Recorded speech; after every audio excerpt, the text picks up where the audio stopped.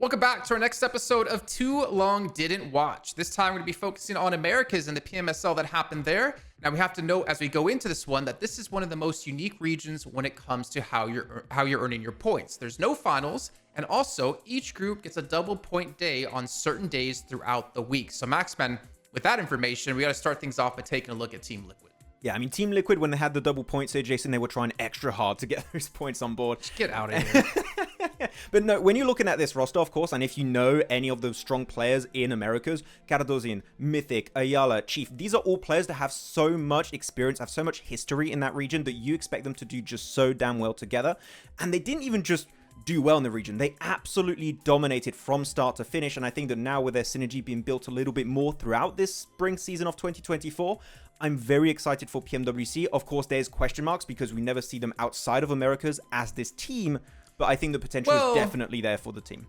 Well, so we saw them at PMGC 2023, right? And they finished 12th place, I should say, which was the second highest out of any Brazilian team. But then off the back of that, they go into PMGO and they didn't even make it out of prelims. So I want to say like consistency seems to be something they're lacking a little bit. But damn, they were consistent during PMSL, being one of the best teams and obviously the best team out of the region.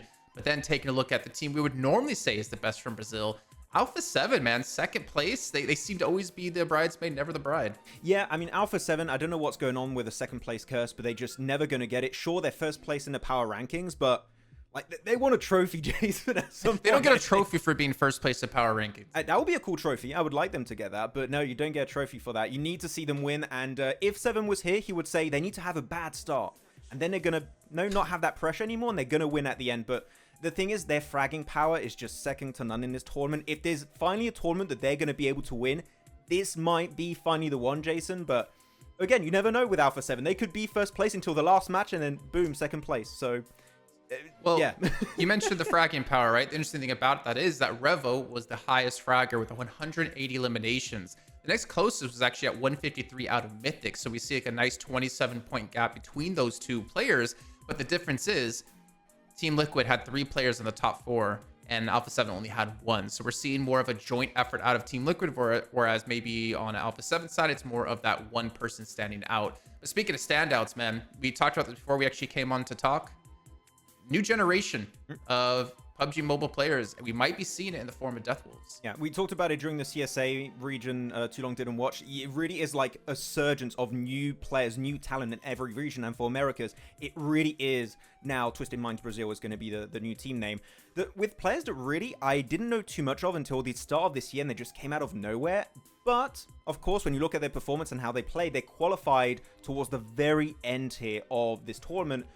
For Americas, and looking at that, of course, they can deal with pressure, which I think is a very, very good sign when you are heading in one of the most competitive tournaments of PUBG Mobile esports for this year.